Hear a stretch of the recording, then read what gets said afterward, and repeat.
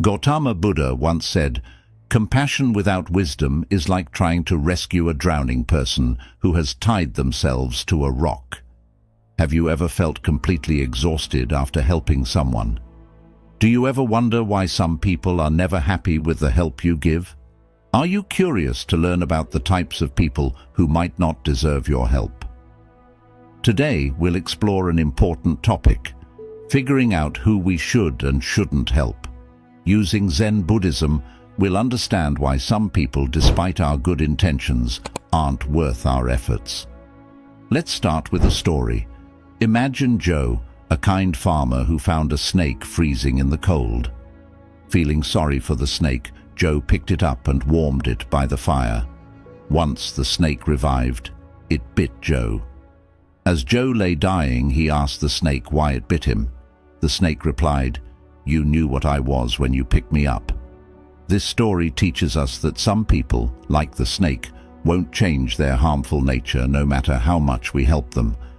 In this video, we'll talk about 9 types of people we should be careful about helping. First, we have the self-destructive, who keep making bad choices even when we try to help. Then, there are the blame shifters, who never take responsibility for their actions. We'll also discuss energy vampires, who leave us feeling drained, and ingrates, who never appreciate our efforts. We can't forget the lazy ones, who avoid doing anything and procrastinate.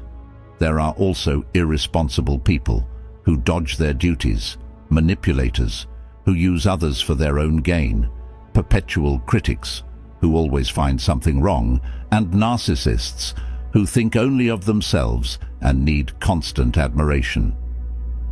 Understanding these types of people is important for setting boundaries and taking care of ourselves. We'll share practical tips on how to recognize these harmful behaviors and balance our kindness with self-protection. Stay with us until the end to learn more about these types and how to protect your energy and well-being. Don't forget to like, subscribe, and share this video to help others understand these interactions better. 1. The self-destructive. The first type of person we should be cautious about helping is the self-destructive. These individuals often engage in behaviors that harm themselves, even when they receive the best advice and support. Understanding why they act this way is essential for us to know when to step back. Self-destructive people are those who make poor choices that hurt their lives. They might indulge in unhealthy habits, make risky decisions, or refuse to take actions that would improve their situations. Imagine a friend who always makes the same mistakes. Despite your advice, no matter how much you try to help, they continue on a path that leads to their own suffering. From a Zen perspective, self-destruction comes from a lack of self-awareness and understanding.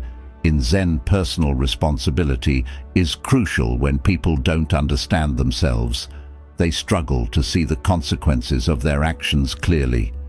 They might not realize how their behaviors are leading to their suffering. Helping such individuals without letting them see their own mistakes can prevent them from learning and growing. When we try to help self-destructive people, we often end up enabling their behavior. For example, imagine you have a friend who struggles with addiction. You try to support them by giving them money or a place to stay, hoping they will change.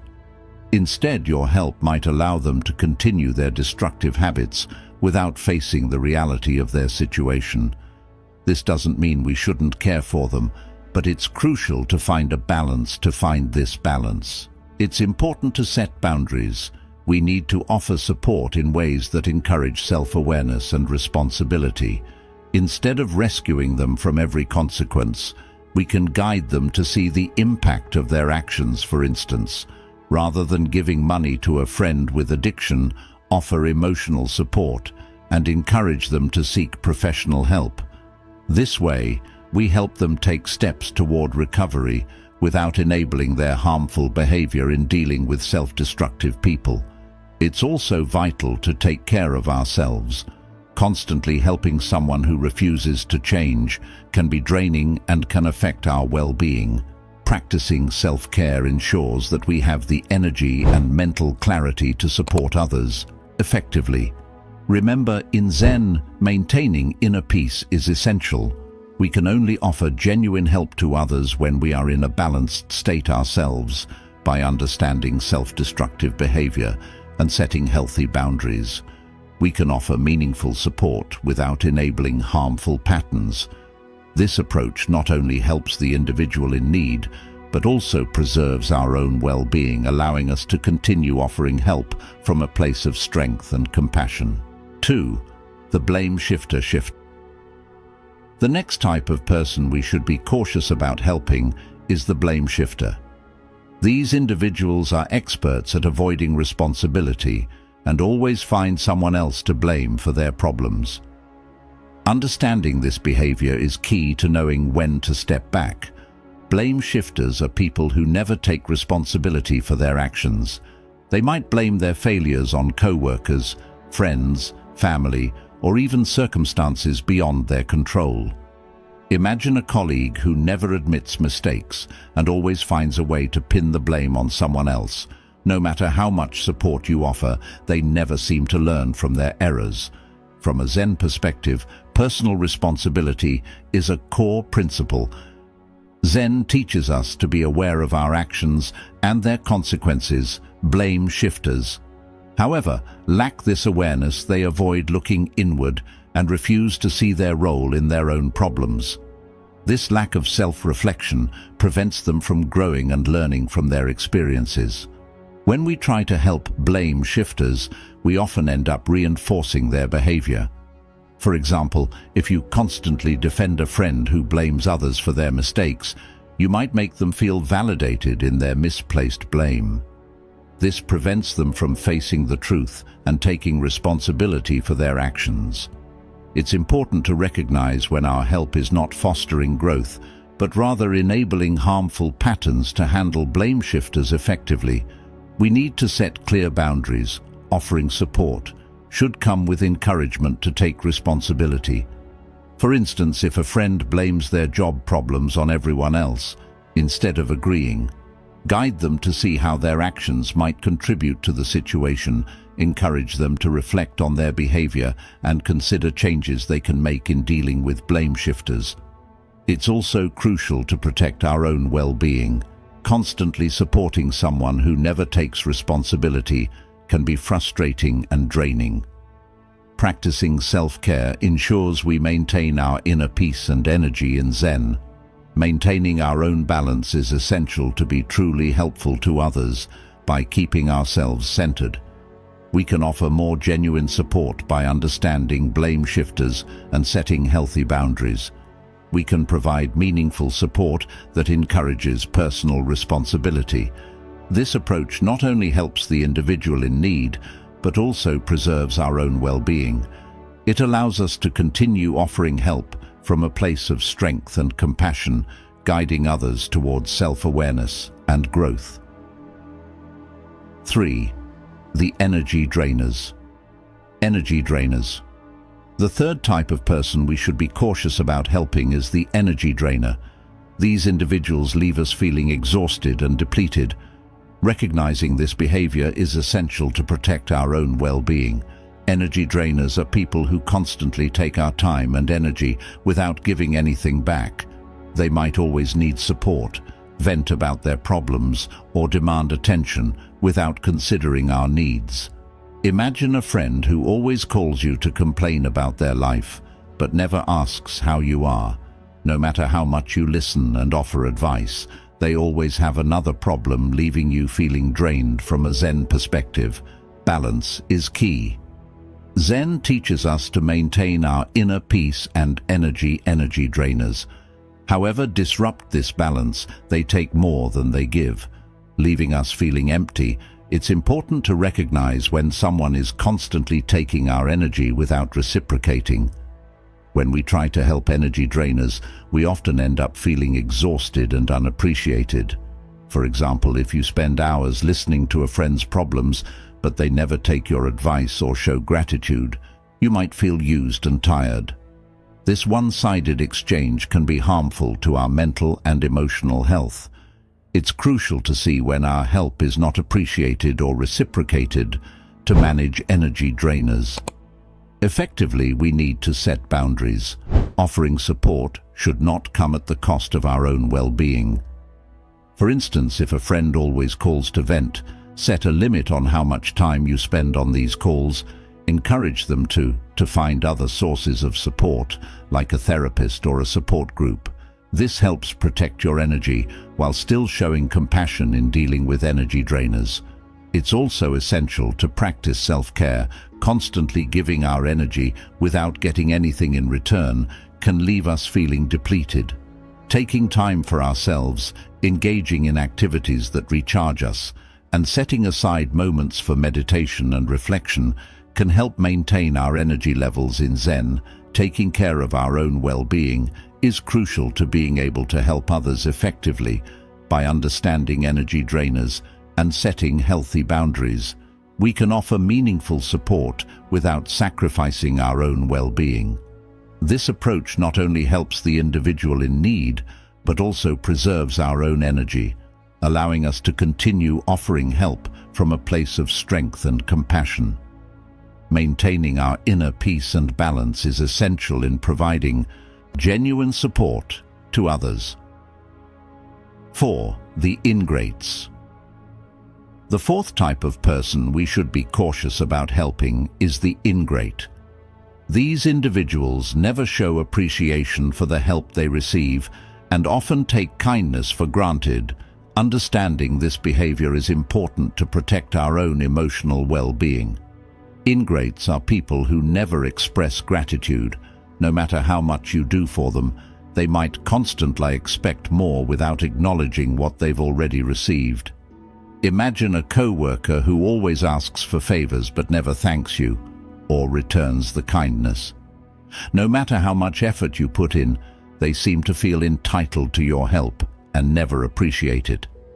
From a Zen perspective, gratitude is a fundamental practice.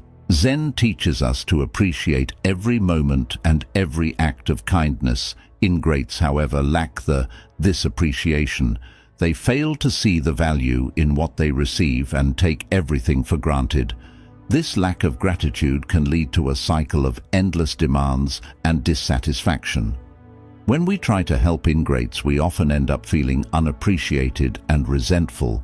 For example, if you go out of your way to help a friend move house and they don't even thank you, it can leave you feeling used. This lack of acknowledgement can wear down your spirit and make you less willing to help in the future.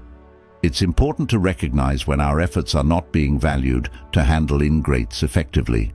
We need to set clear boundaries. Offering support should come with an expectation of mutual respect and appreciation. For instance, if a friend constantly asks for help without showing gratitude, have a conversation with them about the importance of acknowledging efforts. Encourage them to express thanks and recognize the help they receive in dealing with ingrates. It's also crucial to practice self-respect. Constantly giving without receiving any appreciation can erode your self-worth. Taking time to reflect on your own value and ensuring you are treated with respect is essential in Zen. Maintaining a sense of self-worth and mutual respect is key to harmonious relationships. By respecting ourselves, we can ensure that our kindness is valued. By understanding ingrates and setting healthy boundaries, we can offer meaningful support without feeling unappreciated. This approach not only helps the individual in need, but also preserves our own emotional well-being.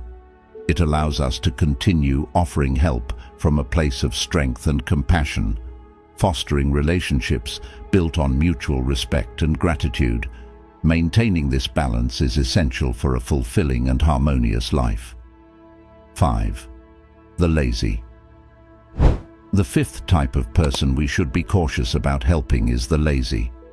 These individuals avoid effort and procrastinate, relying on others to pick up the slack. Understanding this behavior is crucial to protect our own productivity and peace of mind. Lazy people are those who continuously avoid doing their share of work. They might always look for shortcuts, leave tasks unfinished, or expect others to do things for them. Imagine a coworker who never completes their projects on time and constantly asks for your help to meet deadlines. No matter how much support you offer, they never seem to improve their work ethic from a Zen perspective. Diligence and effort are essential principles. Zen teaches us to approach every task with mindfulness and dedication. Lazy individuals, however, lack this commitment. They fail to see the importance of putting in the necessary effort, which leads to a cycle of procrastination and dependency. When we try to help lazy individuals, we often end up enabling their behavior. For example, if you consistently help a friend who avoids doing their share of a group project, you might find yourself doing most of the work. This not only burdens you, but also prevents them from learning the value of hard work and responsibility. It's important to recognize when our help is allowing laziness to persist to manage lazy individuals. Effectively, we need to set boundaries and expectations. Offering support should come with clear guidelines on what is acceptable. For instance, if a coworker regularly asks for help with tasks they should handle, explain that you're willing to assist, but only if they show effort and take responsibility for their part. Encourage them to take small steps toward completing their tasks. Independently in dealing with lazy individuals, it's also important to focus on our own goals and productivity. Constantly compensating for someone else's laziness can distract us from our own responsibilities and growth. Practicing self-discipline and maintaining our work standards can inspire others to follow suit in Zen. Leading by example and maintaining our own path is crucial. By staying dedicated to our tasks, we can encourage others to do the same by understanding laziness and setting healthy boundaries. We can offer meaningful support without compromising our own productivity. This approach not only helps the individual in need, but also preserves our own sense of purpose and achievement. It allows us to continue offering help from a place of strength and compassion, fostering a culture of diligence and responsibility. Maintaining this balance is essential for a harmonious and productive life. 6. The irresponsible. The sixth type of person we should be cautious about helping is the irresponsible. These individuals avoid their duties and expect others to handle the consequences. Understanding this behavior is crucial to maintaining our own sense of responsibility and peace. Irresponsible people constantly dodge their responsibilities. They might forget important tasks, fail to meet deadlines, or neglect their commitments. Imagine a friend who always forgets to pay their share of the rent, or a colleague who never completes their part of a project. No matter how much you remind or assist them, they continue to be unreliable. From a Zen perspective, responsibility and duty are vital principles. Zen teaches us to be fully present and accountable for our actions. Irresponsible individuals, however, lack this awareness. They fail to see the impact of their action on others and often expect someone else to pick up the slack. This behavior can create a burden for those around them. When we try to help irresponsible people, we often end up taking on their duties. For example, if you constantly remind a friend to pay their bills or cover for a coworker who misses deadlines, you might find yourself overwhelmed with extra tasks. This not only increases your stress, but also prevents them from learning to manage their responsibility. It's important to recognize when our help is enabling their irresponsibility to manage irresponsible individuals. Effectively, we need to set clear boundaries and encourage accountability. Offering support should come with an expectation that they will take responsibility for their actions. For instance, if a friend always forgets to pay their share of expenses, have a conversation about the importance of being reliable and suggest ways they can remember their commitments, such as setting reminders in dealing with irresponsible individuals. It's also crucial to focus on our own responsibilities and well-being. Constantly covering for someone else can distract us from our own tasks and goals. practicing self-discipline and prioritizing our duties can serve as a positive example for others. In Zen, maintaining our own sense of duty is key. By staying committed to our responsibilities, we can inspire others to do the same by understanding irresponsibility and setting healthy boundaries. We can offer meaningful support without compromising our own sense of duty. This approach not only helps the individual in need, but also preserves our own well-being and sense of purpose. It allows us to continue offering help from a place of strength and compassion, fostering a culture of responsibility and reliability. Maintaining this balance is essential for a harmonious and productive life. Irresponsible people need to learn the consequences of their actions. If they don't, they will continue to rely on others to solve their problems. We must help them understand the impact of their actions, not by doing their tasks for them, but by guiding them to take ownership. Only then can they grow and become more reliable. In summary, dealing with irresponsible people requires setting boundaries, promoting accountability, and focusing on our well-being. By doing so, we can help them learn responsibility while protecting our own peace and productivity. 7. The manipulators.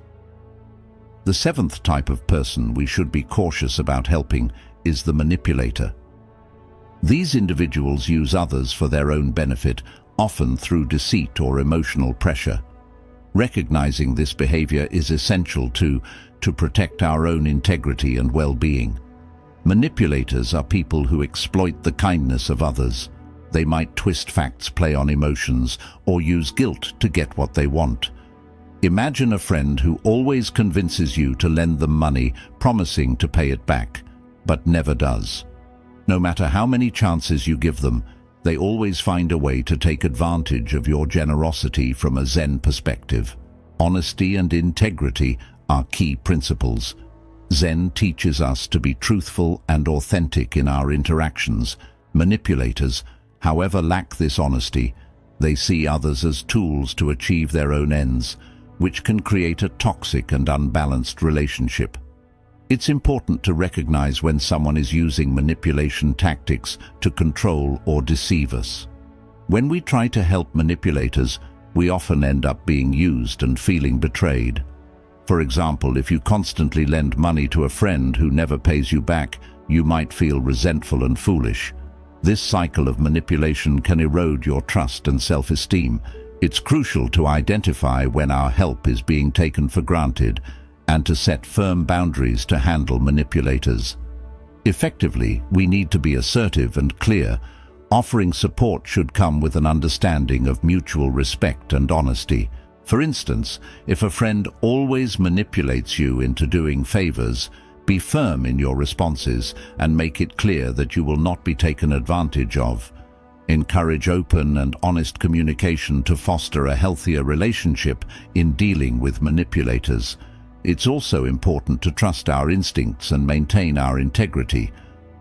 Manipulative behavior can be subtle and hard to detect, but our intuition often senses when something is off. Practicing mindfulness and staying true to our values can help us recognize manipulation and respond appropriately. In Zen, being aware and present in each moment allows us to see through deceit and stay grounded in our truth.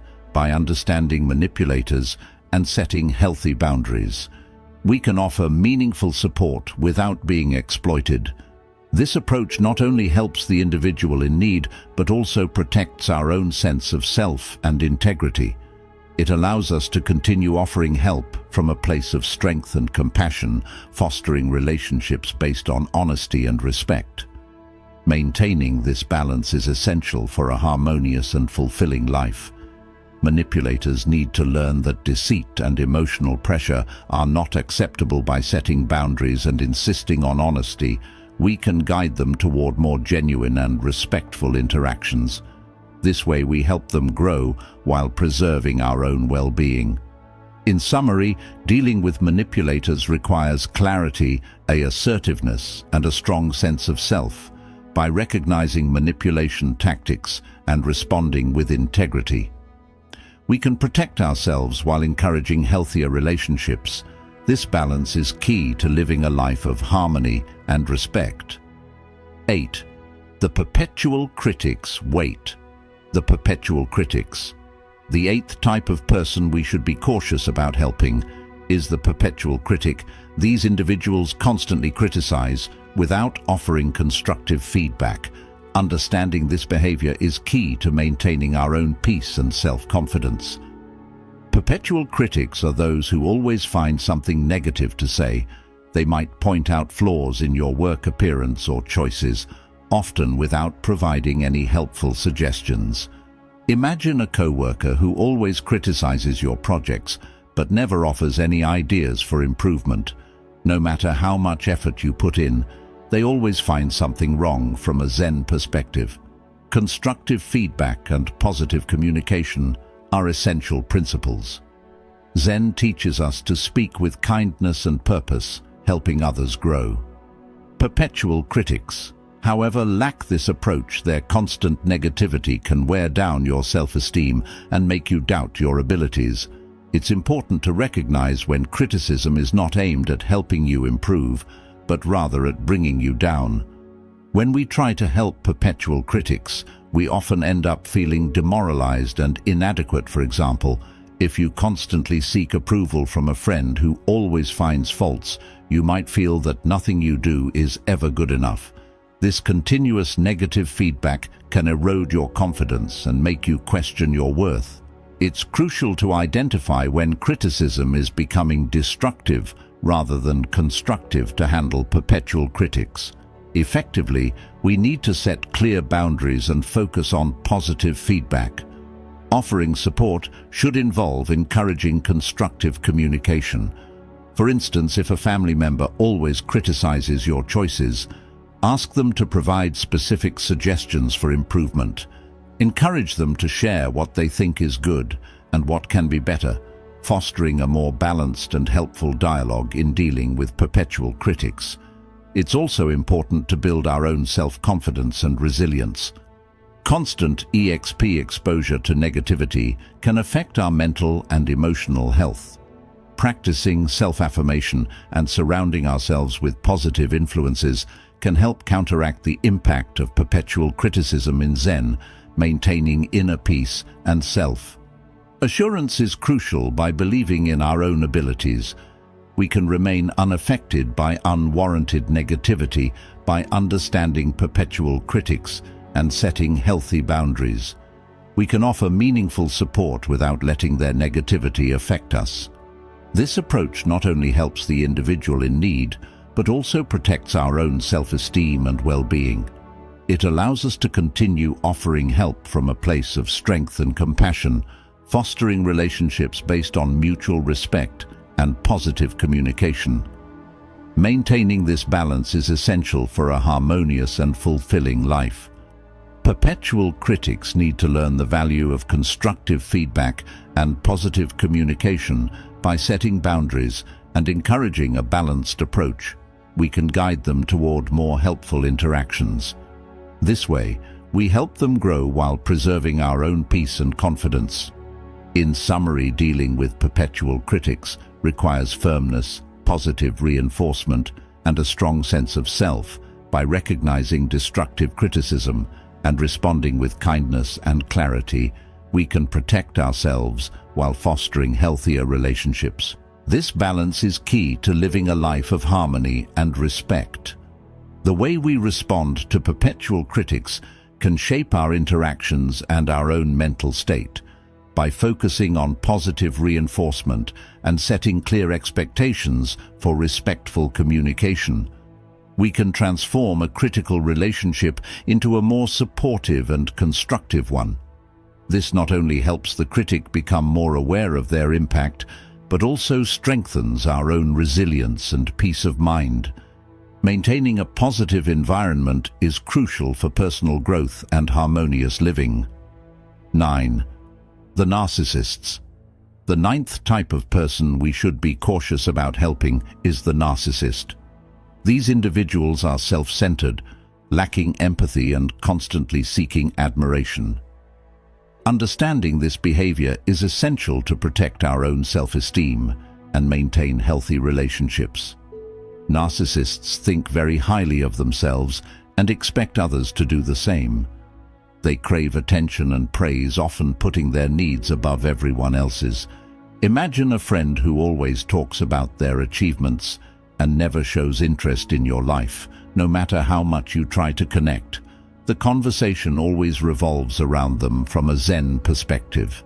Humility and empathy are key principles. Zen teaches us to be humble and considerate of others. Narcissists, however, lack this humility. They see themselves as superior and have little regard for the feelings of others.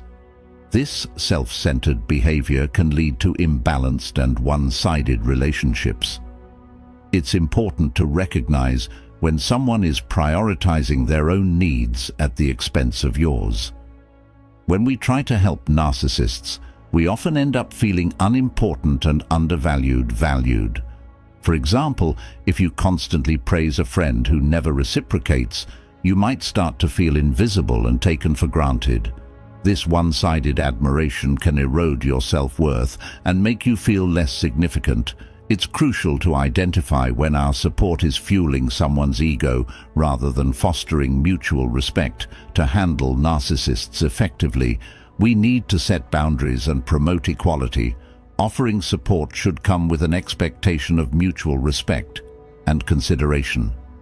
For instance, if a friend always dominates the conversation, gently steer the dialogue to include your experiences and interests as well. Encourage a two-way exchange that values both parties equally in dealing with narcissists. It's also important to reinforce our own self-worth.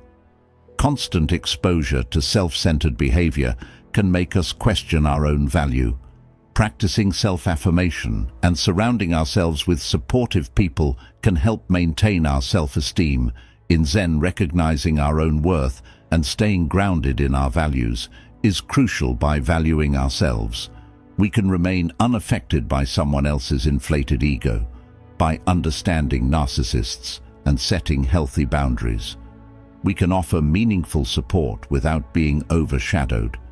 This approach not only helps the individual in need, but also protects our own sense of self and well-being. It allows us to continue offering help from a place of strength and compassion, fostering relationships based on mutual respect and empathy. Maintaining this balance is essential for a harmonious and fulfilling life. Narcissists need to learn the importance of empathy and humility by setting boundaries and promoting equality. We can guide them towards more balanced and respectful interactions. This way, we help them grow while preserving our own self-worth and dignity.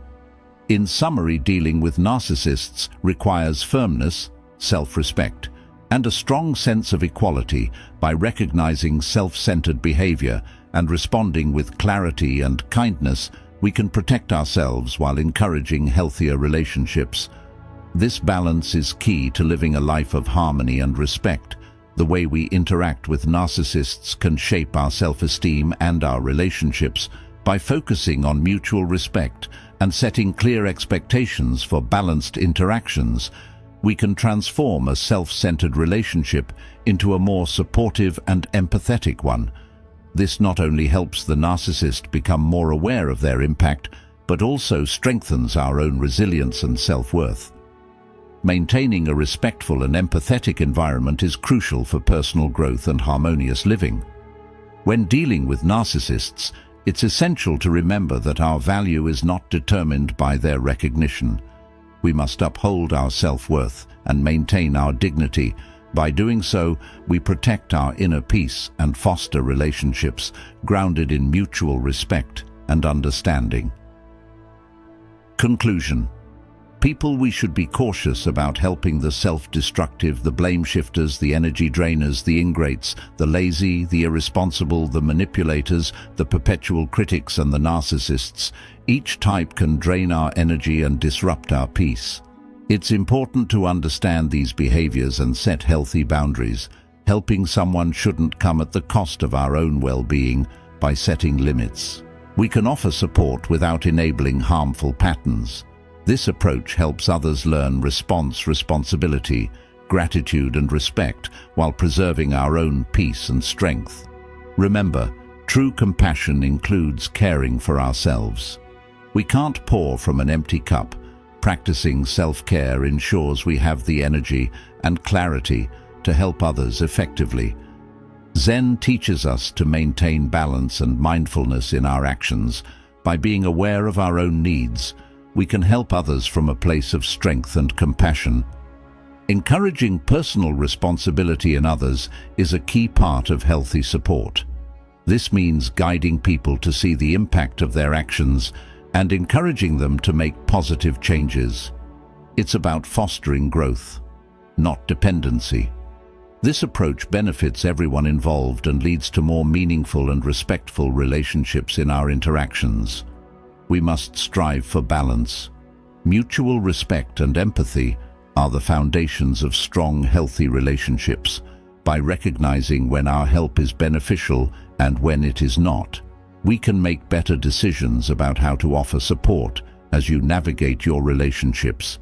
Keep these insights in mind, protect your energy, set clear boundaries and practice self-care. By doing so, you'll be able to help others in a way that is healthy and sustainable for both you and them. Thank you for joining us on this journey.